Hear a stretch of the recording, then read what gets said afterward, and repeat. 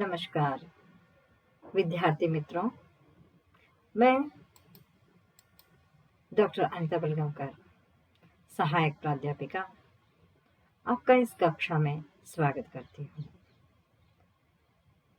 आज बीए प्रथम सत्र के अंतर्गत पढ़ाया जाने वाला कथा का अमल नामक कहानी संग्रह से और एक सुंदर सी कहानी का चित्रण मैं आपके सामने प्रस्तुत करूंगी, जिसका नाम है मौत का नगर। जी हाँ, मौत का नगर यह अमरकांत जी से लिखित कहानी है।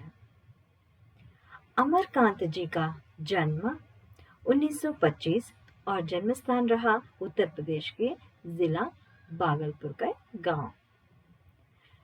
इनकी प्रमुख कहानियों में जिंदगी और झोंक, देश के लोग, मौत का नगर, मित्र मिलन तथा तूफान, कला प्रेमी आदि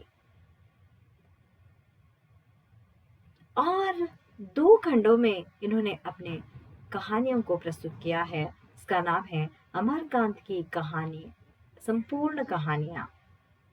उपन्यास के अंतर्गत सूखा पत्ता, काले उजले दिन, कंठीले राह के फूल, ग्राम सेविका, बीच की दीवार, आकाश पंक्ति और संस्मरणों में कुछ यादें, कुछ बातें, दोस्ती, बाल साहित्य के अंतर्गत नेवूर भाई, वानर सेना, सुग्गी चाची का गांव, जगरू लाल का फैसला, एक स्त्री का सफर। वैसे इस कहानी का उद्देश्य रहा हिंदू मुस्लिम दंगों के अंतर्गत उसका परिणाम सामान्य जनता पर किस प्रकार होता है, इससे अवगत कराना ही है। यह हमारे छात्र हमारे समाज में व्याप्त जाति धर्म के नाम पर होने वाले दंगों से परिचित जरूर होंगे। यह भी एक कहानी है दंगे की समय तथा वहां उस समय की परिस्थिति पर आधारित सुंदर कहानी है मौत का नगर। यह कहानी सांप्रदायिक दंगों में जलते हुए एक शहर की कहानी है। राम नामक व्यक्ति कर्फ्यू के समय घर से बाहर जाना चाहता है, क्योंकि कर्फ्यू कहते ही आपके सामने वह दृश्य प्रस्तुत हो जाएंगे जहां रास्ते सुनसान, गलियां सुनसान, कहीं भी लोग आपको दिखाई नहीं देंगे। लेकिन कमा कर खाने वाले कैसे घर में बैठे रहे, इसीलिए राम कथानायक जो है वह घर से बाहर निकलता है। मुस्लिम इलाके से ही, गली से ही उसे गुजरना पड़ता है। इतने में उसके साथ 2 लोग और शामिल हो जाते हैं। वे भी घर के कुछ काम से ही बाहर निकलते हैं। जाते जाते उनके साथ एक पंडित भी शामिल हो जाता है, क्योंकि वह पंडित कहीं पूजा करने आ गया था, लेकिन फंस गया था बेचारा। वह भी इनके साथ हो लेता है। जैसे जैसे ये आगे बढ़ते हैं, आगे बढ़ते ही वे 2 साथी चले जाते हैं। राम अकेला रह जाता है। वह जा रहा है, वह कायर नहीं है, लेकिन इस तरह के सांप्रदायिक दंगों के खिलाफ है।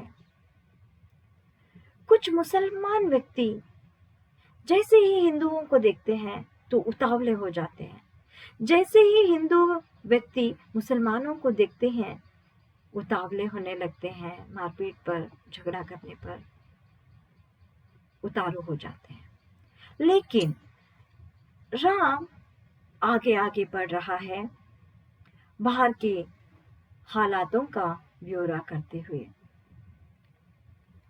पूरे शहर के माहौल को वह देख रहा है। सब जगह सुनसान वातावरण है। सब एक दूसरे को आशंका की दृष्टि से देख रहे हैं। राम आगे बढ़ता है, गली आती है तो वहां पर उसे एक लड़के की याद हो आती है जिसका नाम जमील था। लेकिन उसने सभी नाटकों में अपना पात्र का निर्वाह बहुत ही सुंदर रूप से किया था। अभिमन्यु नामक नाटक में तो वह सुभद्रा का पात्र करते करते, विलाप करते करते सचमुच गिर गया था, जिसकी वजह से लोग उसे कभी भूलते नहीं थे। कितना सुंदर वातावरण था। उनमें हिंदू मुस्लिम कहकर कोई भेदभाव पहले नहीं था। लेकिन दंगे फसादों के पश्चात सब लोग एक दूसरे को आशंका की दृष्टि से देखने लग गए हैं। आगे चलते ही राम को डर लगने लगता है और थोड़ा बहुत भयभीत भी हो गया, क्योंकि कुछ लोग जो है मुसलमान उसे घूर घूर कर ऐसे देख रहे थे जैसे वो आकर मार ही डालेंगे। क्योंकि आते हुए उसने बहुत सारी बातों को जो सुना था। एक जगह कोई कह रहा था कि मोहब्बतन की लड़की की लाश मिल गई है हिम्मतगंज के पास। दूसरा कोई कह रहा था हिंदू भाई को स्टेशन के पास किसी ने चूरा मार दिया हो। इस तरह की वारदातों को सुनकर वह भी भयभीत था, लेकिन फिर आगे आगे बढ़ रहा था। वहां पर एक लड़का उसे देखता है और कहने लगता है, आप आगे जा सकते हो, कोई यहाँ आपका कोई बाल भी बांका नहीं करेगा। अजीब लगता है राम को कि भाई आखिर यहाँ हो क्या रहा है।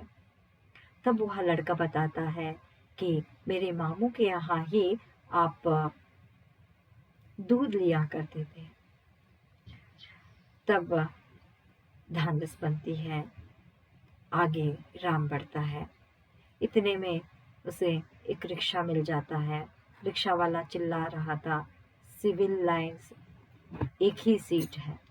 तो जल्दी से अंदर रिक्शा में बैठ जाता है। रिक्शे के अंदर देखता है कि एक मुस्लिम बैठा हुआ है। तो उसकी भी हालत इसी की थी, इसी की तरह थी। वह भी भयभीत था। लेकिन कुछ दूर चलने के पश्चात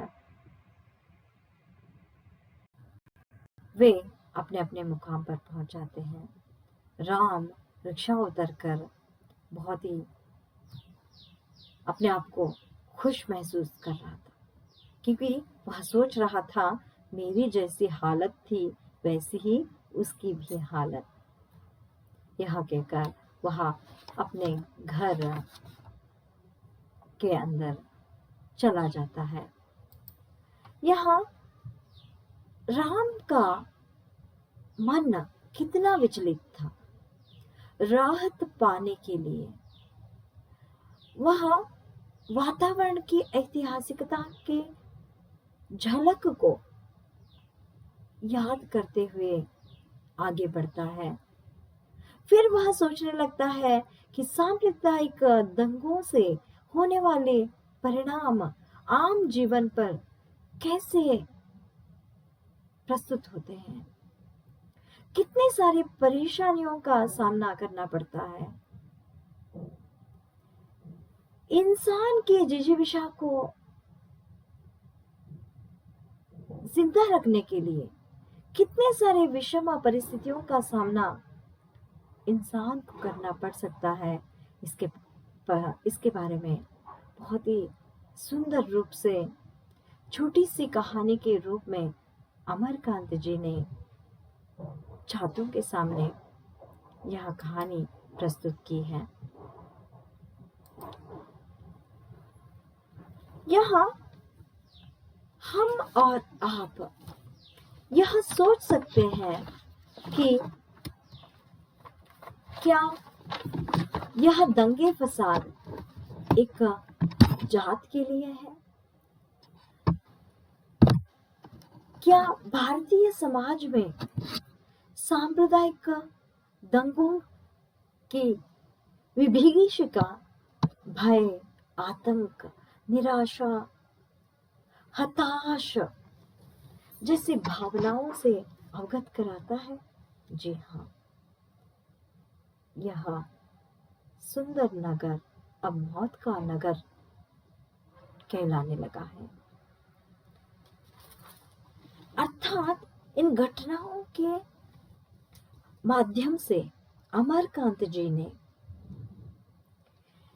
यथार्थ संवेदनशील भावना को आपके सामने प्रस्तुत किया है। इस तरह से इन सभी विषम परिस्थितियों के सामने सामान्य जीवन किस तरह से प्रस्तुत हुआ है, इस पर प्रकाश डालते हुए अमरकांत जी ने अपनी कहानी को समाप्त किया है। धन्यवाद।